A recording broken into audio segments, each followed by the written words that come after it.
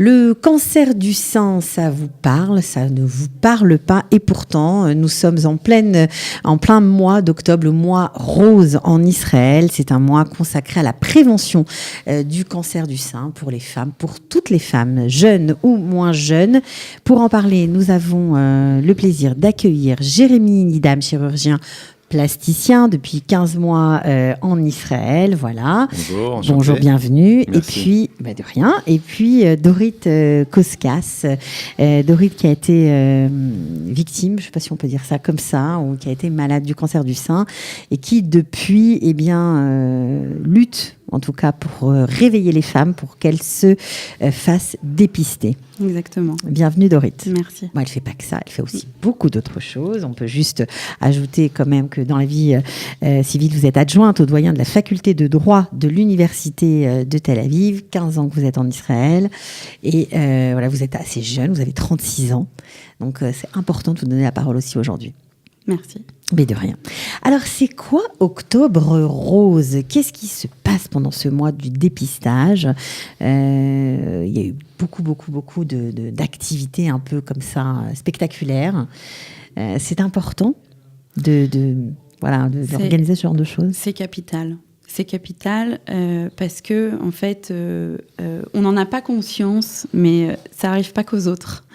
Et quand on est dans la vie civile et qu'on ne se rend pas compte, on ne se rend pas compte que le dépistage, c'est en fait une étape critique qui va déterminer les chances de survie, qui va déterminer tout le protocole ensuite.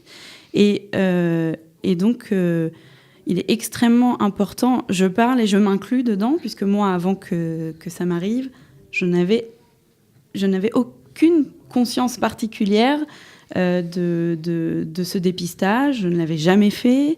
Donc, je parle en connaissance de cause. Et pourtant... ça ne te traversait même pas l'esprit, quoi. Ça ne me traversait même pas l'esprit. Je n'étais jamais allée faire cet examen.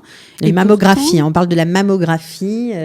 On parle déjà... Pour se faire dépister, c'est ça ce qu'il faut faire, docteur ? On parle déjà de l'examen clinique, c'est-à-dire d'examiner la patiente, et je vais venir même encore plus tôt, on parle même déjà de s'auto-examiner. Et en fait, le mois d'Octobre Rose, c'est le mois, finalement, pour sensibiliser les patientes à aller se faire dépister, tout ça, mais aussi, entre guillemets, à s'auto-dépister. Et c'est ça qui est très important, parce qu'en fait, une patiente ou un patient, s'il est acteur ou actrice de sa maladie, il est déjà beaucoup plus impliqué dans sa maladie. Et le fait de s'auto-dépister, c'est-à-dire de pouvoir tout simplement... Ça va être bizarre, mais de s'auto-palper les seins, des fois sous la douche, de ceci, de cela. C'est ça, c'est se palper les seins pour voir si on découvre une boule. En gros, c'est très en fait, c'est surtout être à l'écoute de son corps. Je vais vous raconter comment j'ai été diagnostiquée et je pense que ça va peut-être parler à beaucoup d'auditrices et j'espère d'auditeurs qui sont entourés de femmes et qui pourront sensibiliser. Moi, tout simplement, j'ai eu une sensation bizarre. Je me suis douchée, j'ai eu une sensation que quelque chose était différent, plus lourd que d'habitude, mais rien de spécial. Je l'ai complètement oublié. Et puis, le vendredi, je suis allée chercher une ordonnance chez mon généraliste pour mon fils. Rien à voir. Je ne sais pas pourquoi je lui ai parlé de ça. Ne me demandez pas, c'est sorti de ma bouche. Et donc, lui, il m'a demandé de me déshabiller pour vérifier. Il m'a dit, il n'y a rien. Il n'y a absolument rien. Par contre, va quand même voir un chirurgien du sein, juste pour être sûr. Je sors donc de ce rendez-vous et je prends rendez-vous avec un chirurgien du sein. Donc 6 mois plus tard, puisqu'il n'y a pas beaucoup de rendez-vous via la coupatroline. Et puis il n'y avait pas d'urgence. Il n'y avait pas d'urgence. On le fait, c'est déjà pas mal. Exactement. D'accord. Et on a tellement d'autres choses à faire dans la vie. On court, les enfants, le boulot, et on n'a pas que ça à faire. Donc on est bien sympa, on a pris notre rendez-vous. Sur l'application, en sortant de chez le médecin, on a fait ce qu'il fallait. Mon médecin généraliste me rappelle avant Shabbat pour savoir si j'ai pris le rendez-vous. Et là, je lui ai dit oui, mais dans 6 mois. Et il me dit non. Si tu as senti quelque chose, tu vas dans le privé, tu te débrouilles pour avoir un rendez-vous avant. Bon médecin généraliste. Un bon médecin généraliste. Alors, moi, dans mon histoire, tout le monde a bien fait son job. Ouais. Et donc, c'est grâce à ça que je suis là aujourd'hui. Et toi, surtout. J'ai eu ma part aussi du boulot. Et donc, j'arrive chez le chirurgien le dimanche, donc tout de suite après. Le même chirurgien qui pouvait me prendre 6 mois dans le privé, il pouvait me recevoir. Évidemment, c'était pas vous. Hein. Non, c'était pas vous. Je pense que je n'étais pas encore là. Ouais, exact. Vous n'êtes que depuis 15 mois en Israël, on l'a dit, mais je le répète parce qu'on est super content d'accueillir des talents en Israël. Merci, de rien. Et donc le chirurgien vérifie et me dit, il n'y a rien. Il n'y a rien, mais on va quand même faire une mammographie et une échographie pour être sûr que tout va bien, puis ça nous fera une mammographie de référence. Et 5 jours plus tard, on m'annonçait que j'avais un cancer. Donc je pense que mon histoire, elle est très très révélatrice de à quoi ça tient, ces choses-là. Rien. Absolument rien. C'est d'abord parti de moi. C'est-à-dire, c'est parti d'une sensation. Donc, ça veut dire que chez toi, comme c'était vraiment très, très difficilement décelable, tu aurais pu continuer comme ça. Il faut savoir que chez les femmes jeunes, l'examen clinique peut pas toujours... les seins sont denses, et donc on peut pas toujours... voir. On peut passer à côté aussi. Évidemment que si on fait une mammographie et une échographie, ça c'est important, parce que la mammographie, à un âge jeune, ne permet pas toujours de voir comme il faut. À ce moment-là, effectivement, on peut voir. Mais pour arriver jusqu'à cette étape-là, il y a d'autres étapes. La première étape, évidemment, c'est nous. On connaît notre corps. On peut observer quand il y a des changements. Il peut y avoir une douleur, il peut y avoir une petite inflammation, un gonflement. Voilà, être à l'écoute de son corps et évidemment aller chez le chirurgien une fois par an, ne pas attendre 50 ans parce que on peut être atteint d'un cancer du sein bien avant 50 ans, même à 20 ans, 22 ans, 25 ans. Bien sûr. Alors, juste quelques chiffres, Dorit, pour qu'on se rende compte. 4504 cancers du sein en Israël par an. Par an. C'est énorme. C'est énorme. C'est une femme sur 7, une femme sur 8 en Israël est atteinte du cancer du sein. Quand je vous dis que ça n'arrive pas qu'aux autres, ça n'arrive pas qu'aux autres. 50 femmes meurent par an. Par mois. 50 femmes meurent par mois du cancer du sein. Donc ça montre qu'à peu près 4500 cas par an, 600 morts par an, du coup du cancer du sein. Donc c'est un peu plus de 10% de mortalité. C'est ce qui en fait le cancer le plus fréquent chez la femme dans le monde. C'est ce qui en fait aussi la première cause de mortalité par cancer chez la femme. Malgré le fait qu'il soit très très bien traité et qu'on puisse sauver, on peut sauver plus de 90% des femmes d'un cancer du sein, mais ne serait-ce que par le fait que ce soit le cancer qui a la plus grosse prévalence, en fait, qui est le plus fréquent. Donc, du coup, forcément, c'est aussi le taux de mortalité le plus fréquent. Mais il ne faut pas penser que c'est un cancer. Non, mais c'est ça qui est angoissant. Parce que il faut le dépister. Voilà, quand on dit cancer du sein, on dit ça, c'est foutu, on va mourir. Non, voilà, je pense qu'il ne faut pas non plus terrifier les patientes et leur dire qu'au moindre. Voilà, il faut raison garder. Les chances de guérison sont élevées, elles sont très élevées. Si on est bien dépisté. Et plus on est dépisté tôt, et moins on aura à passer de choses pour la guérison. Si on peut s'éviter la chimiothérapie, moi je vous dis, c'est super. Après il faut comprendre que voilà, le but, c'est pas de terrifier toutes les femmes de 35 ans qui vont sentir...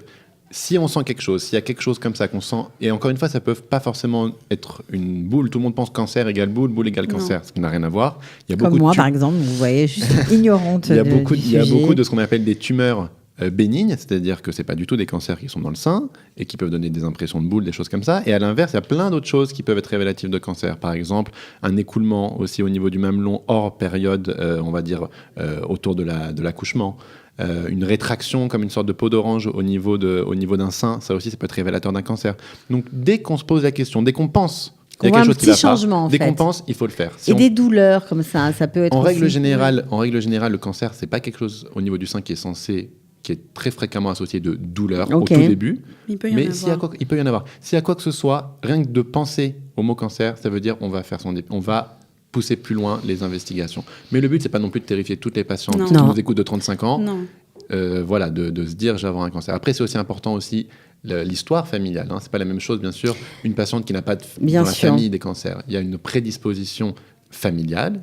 Et il y a une prédisposition génétique, et je pense qu'on va en parler aussi. Alors justement, prédisposition génétique, est-ce que toi qui as été malheureusement complètement impliqué, on va dire, en tout cas au contact de la médecine en Israël, est-ce que ils sont au point au niveau, on sait qu'en France, ils sont très au point au niveau de la recherche génétique, est-ce que ici aussi, ils détectent les fameux gènes du cancer? Je crois qu'il y en a 2, vous allez plus détailler que moi.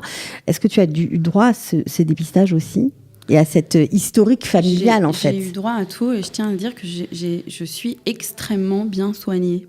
Oui, parce qu'il y a beaucoup de mythes aussi sur la médecine israélienne, c'est bien de le dire. Je crois qu'on remet beaucoup en cause la médecine un peu de ville, les premiers soins en Israël, mais la médine de pointe, on n'a vraiment rien à leur envier. Oui, il y a quelques précisions à apporter quand même. D'abord, les protocoles sont très au point, les médecins sont extraordinaires, j'ai une oncologue extraordinaire, je veux dire, je suis extrêmement bien suivie. Quelques précisions quand même sur mon parcours. Quand j'ai été diagnostiquée, malheureusement, à l'hôpital public, le délai d'opération était très très long. Et mon chirurgien m'a conseillé de ne pas attendre et d'aller me faire opérer dans le privé. Chose que j'ai faite. Donc, je parle de mon expérience dans le privé. Ce que tout le monde ne peut pas se permettre. Ce que tout le monde ne peut pas se permettre. Alors, j'avais une assurance privée. Donc ça aussi, prenez des assurances. Prenez des assurances. Prenons des assurances. Prenez des assurances. Vous faites. Non pas parce que. Non, mais je pense que le but ici, c'est pas d'être alarmiste et de dire. Pas du tout. C'est vraiment au contraire. Je veux dire, je suis là, je vais bien, et c'est grâce aussi. Vraiment, je l'ai dit, dans la chaîne, les médecins ont fait leur boulot jusqu'au bout, même au-delà, et c'est vraiment pour ça c'est grâce à ça que je suis là aujourd'hui. Mais effectivement, avoir une assurance, ça permet quoi ? Ça permet de recevoir des soins plus rapidement. Donc, quand on parle de maladie, voilà, c'est important. J'ai également eu accès à un examen qui s'appelle l'Oncotype, que vous connaissez peut-être. Bien sûr. Qui ne se pratique pas beaucoup en France, mais en tout cas en Israël, il se pratique beaucoup, qui est pour moi révolutionnaire. C'est-à-dire que on dresse votre profil oncologique, on envoie ce qu'on prélève aux États-Unis dans un laboratoire. Et en fait, on adapte le protocole et on adapte les chimios exactement au type de tumeur. C'est presque testé dessus. Ça se passe comme ça aussi en France ? Oui, en fait, là, on parle de quelque chose hyper spécialisé. Oui. L'Oncotype, c'est pareil, ça se fait pas en France, ça s'envoie aussi aux États-Unis pour la petite histoire. C'est pour les patientes un petit peu, on va dire, je vais les appeler un petit peu, pas borderline, mais un petit peu des patientes jeunes chez qui on va vraiment se poser la question. En gros, c'est surtout par rapport à la chimiothérapie. C'est-à-dire que la chimiothérapie, on sait qu'il y a beaucoup d'effets, mais il y a aussi des effets secondaires, surtout chez une femme jeune qui veut peut-être avoir des enfants, qui veut, voilà. Et donc, du coup, on se pose la question souvent, il y a toujours ce qu'on appelle un staff pluridisciplinaire. À chaque fois qu'on a à faire un cas de cancer, c'est jamais un médecin qui décide comme ça dans son bureau. C'est toujours un oncologue. Il va avoir un staff, une réunion avec l'oncologue, le chirurgien, le gynécologue, de temps en temps, si c'est une personne âgée, par exemple un gériatre, le médecin de famille. Il y a tout un staff comme ça, le radiologue. Tout le monde va discuter ensemble de savoir quel est le traitement le plus adapté à la patiente. Et ça, après, la décision du staff est notée comme ça et on va appliquer cette décision. Et finalement, quand on est dans des cas un peu particuliers, de femmes jeunes, avec finalement une tumeur qui n'est pas très agressive, mais on sait que l'âge jeune est un facteur de mauvais pronostic dans le cancer du sein. C'est-à-dire que pourquoi ? Parce que très souvent, en fait, on passe à côté un petit peu parce qu'on se dit elle est très jeune, non, ça ne doit pas être ça et tout ça. Et donc, du coup, on sait que les femmes qui sont jeunes, qui ont un cancer, ont des cancers souvent beaucoup plus agressifs que les femmes de 60-70 ans, par exemple. Et donc, quand on hésite à mettre, par exemple, une chimiothérapie, un traitement lourd chez ces femmes jeunes, on va faire justement, mais c'est très spécialisé, ça ne se fait pas à tout le monde, l'Oncotype, on fait donc un examen particulier qui va nous permettre de dire, voilà, finalement, on va, de cet Oncotype, avoir un résultat, un chiffré, qui va nous dire, voilà, avoir avec un seuil, au-dessus de tant de chiffres, il faut faire la chimio parce que les études ont montré que c'était plus bénéfique. En dessous, on ne la fera pas. Donc, j'ai eu droit à la chimio. Mais au moins, je l'ai faite pour quelque chose. C'est-à-dire que, en fait, ça fait du bien dans la tête aussi de savoir qu'on prend un médicament, on prend un traitement lourd, mais on sait que c'est bien drivé, c'est précis, voilà. Ça doit aider. Là-dessus, aussi. Je pense qu'on peut tranquilliser les auditrices, que ce soit la phase du dépistage ou ensuite. Moi, je peux dire que je me sens entre d'excellentes mains. Voilà, donc ça fait du bien. Et, il faut faire confiance à la médecine. Je suis désolé, je parle de ça parce que ça pourrait être, c'est pas du tout le sujet d'aujourd'hui, mais ça pourrait être sur les vaccins, ça pourrait être sur n'importe quoi. Il faut faire confiance aux médecins. Il faut arrêter d'écouter des je parle vraiment, je cible personne là, mais il faut arrêter d'écouter des groupes Facebook, des groupes WhatsApp, des groupes machin qui disent non, fais pas la chimio, t'auras plus. Non, si le médecin a staffé justement et a dit qu'il fallait faire ça, tel et tel et tel, il faut avoir confiance en la médecine. La médecine en Israël, c'est une médecine excellente et il faut suivre les décisions aussi justement des médecins qui vont vous traiter. Ok. Alors Dorit Koska, c'est tout à ton honneur d'être venue nous parler vraiment de ce sujet, d'être mise à nu, de nous expliquer que oui, voilà, bah, t'es malheureusement passée par là, mais tu t'en sors. Ça va mieux aujourd'hui ? Alors aujourd'hui, ça va mieux. Alors, on parle d'une période post-chimiothérapie qui est de toute façon compliquée pour le corps. Mais je voudrais aussi dédramatiser la chimiothérapie. Parce que quand on vous dit que vous allez avoir des chimios, on a l'impression que tout s'écroule. Pour une femme, c'est difficile. On va perdre les cheveux. On va pas dans tous les cas d'ailleurs, mais bon. Alors de toute façon, le cancer du sein, pour une femme, c'est pas enfin, il y a pas de bon cancer, mais je veux dire, c'est un cancer qui a une valeur symbolique compliquée, et la femme est obligée d'affronter. Une ablation mammaire, ouais, bien voilà, sûr. Et également la perte des cheveux. Et donc, effectivement, justement, moi, j'en ai profité pour aller explorer ma féminité ailleurs, c'est-à-dire pour porter du rouge à lèvres, que je ne portais pas avant. Et pour, je veux dire, ça a été une opportunité pour moi, un petit voyage intérieur pour découvrir des zones cachées. Exactement, que la féminité est ailleurs. Mais la chimio, aujourd'hui, c'est extrêmement précis, c'est extrêmement bien encadré. Il y a beaucoup de... Alors, on ne va pas se mentir, hein, il y a des effets secondaires, c'est difficile. C'est très difficile. C'est très difficile. Mais il y a des médicaments pour supporter les effets secondaires. On ne donne pas des doses, on donne exactement les doses qu'il faut. Et sur le moment, voilà, je voudrais dire aussi, pour s'il y a des femmes qui nous entendent et qui sont peut-être en traitement ça paraît insurmontable, mais on s'en sort. À un moment, c'est fini. Le corps récupère petit à petit et la vie reprend son cours. Il faut un état d'esprit particulier pour faire face à cette maladie. Il faut se mettre en mode warrior. Il faut un esprit combatif. Il faut y croire. Dès le moment où, après le choc de l'annonce, qui est un choc, hein, il faut mettre sa tenue de combat et y aller. Ok. Alors, ce mois-ci, parce qu'on va finir sur une note assez... positive. Voilà, exactement. Ce mois-ci, c'était Octobre Rose. Alors, il y a eu plein de manifestations. Si vous avez été dans les rues de Petah Tikva, vous avez peut-être vu les Harley Davidson en rose, je crois, avec des artistes. Il y a eu des galas, il y a beaucoup, beaucoup de choses. Corinne Halal et Zahava Ben ont prêté leur voix pour une chanson. Voilà. L'année dernière, je crois, il y a quelques années, il y avait aussi à Jérusalem les murailles qui sont devenues toutes roses. Voilà, donc c'est un sujet de société important. Et puis, Dorit, tu nous as raconté en préparant l'émission qu'il y avait un mur digital sur Kikar Rabin où on pouvait envoyer un baiser à condition de s'engager à se faire dépister. Alors ça, c'est plutôt très sympathique comme initiative. Est-ce que tu as incité tes amis, tes proches à le faire ? Je le fais sans arrêt. Je pense que je les saoule.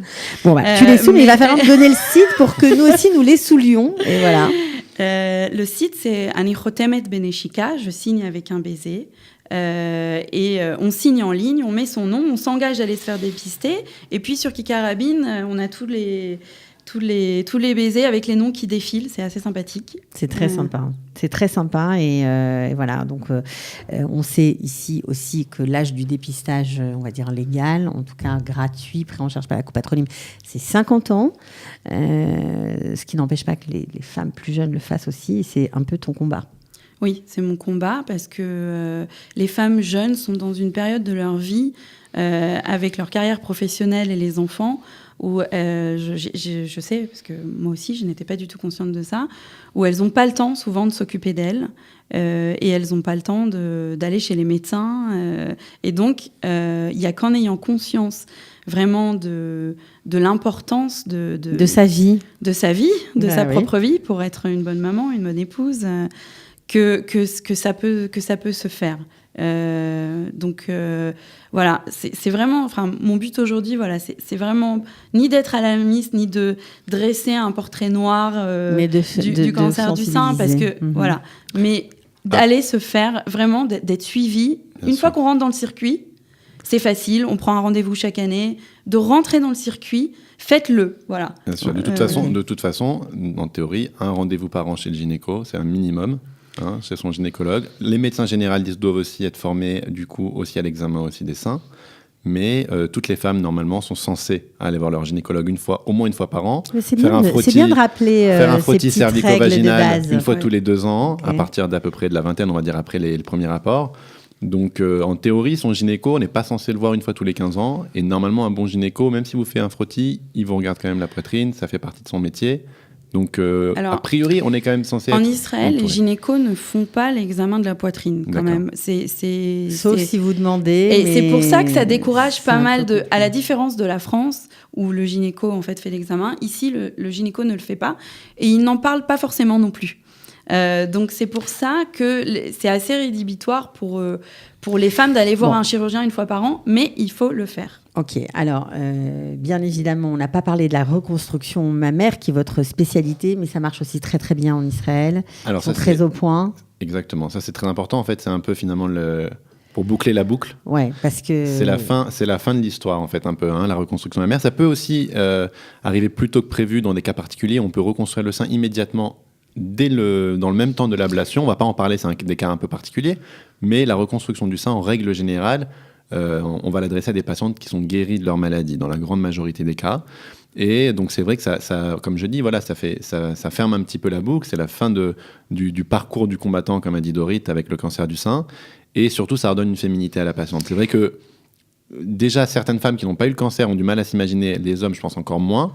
Mais pour une femme, avoir une ablation du sein, ce qu'on appelle une mastectomie, et dans certains cas, ça peut être même les 2 seins, c'est une épreuve énorme à surmonter d'un point de vue du corps, mais d'un point de vue aussi de l'esprit, de la féminité psychologique. C'est très, très important. C'est très, très difficile.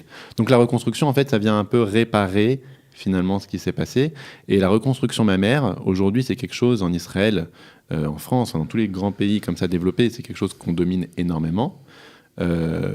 Pour en parler juste quelques secondes, mais la reconstruction du sein, ça peut se faire de plein de méthodes différentes. Je pense que c'est très important aussi, c'est quelque chose de vraiment très spécifique, la reconstruction du sein. Il faut aller voir des gens qui sont spécialisés là-dedans.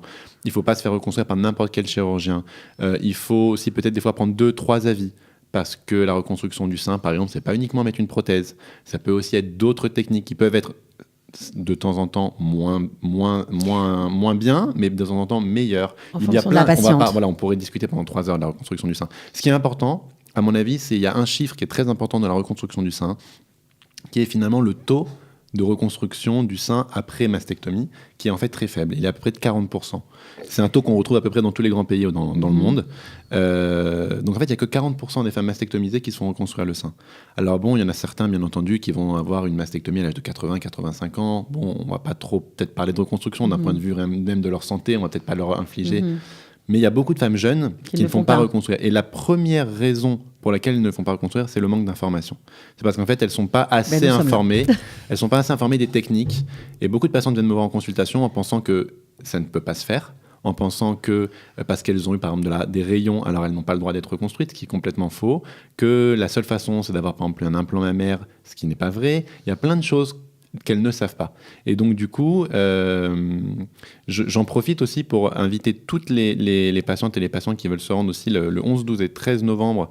Il y a le congrès annuel de la Société israélienne de chirurgie plastique dont je fais partie. Et tout le monde peut y aller, pour la première année, en fait, c'est au musée de Tel Aviv, au musée de l'art de Tel Aviv, qui est à côté de l'hôpital Echilov. Et pour la première année, en fait, il va être ouvert au public. Ce congrès, bien entendu, il y aura des sessions fermées au public, des sessions vraiment scientifiques. Mais l'après-midi, en soirée, ça va être ouvert au public on va avoir des communications un peu, on va dire, plus ouvertes sur le public pour justement sensibiliser, leur expliquer ce qui existe. Et ça va être surtout aussi centré sur la reconstruction du sein. Donc je vous engage à venir 11, 12, 13 novembre au musée d'art moderne à Tel Aviv. Bon, sympa de nous avoir donné l'information. Bon, Dorit, je sais que vous êtes aussi passée par là, par la reconstruction, ça va ? Oui, ça va, et je rebondis sur ce que vous venez de dire, parce que effectivement, il y a plein d'options. Et il faut être bien conseillé. Alors, je vais donner mon exemple, parce que c'est le seul que je connais. Mais moi, ce qu'on m'a proposé, c'est une reconstruction immédiate, en me disant qu'il y aurait peut-être d'autres opérations, avec donc la technique de la prothèse, qui est la technique la plus simple, la seule qu'on puisse faire à ce stade-là. En me disant que si je voulais, ou s'il y avait un problème ensuite avec la prothèse, puisque les traitements peuvent endommager la prothèse, je pourrais faire une opération plus tard avec d'autres techniques, mais que ça me permettait en tout cas de ne pas avoir le choc de l'ablation. Alors le choc, on l'a de toute façon, parce que amoindri, on va dire. Disons, c'est effectivement plus facile. Et j'aurais pu ne pas choisir cette option.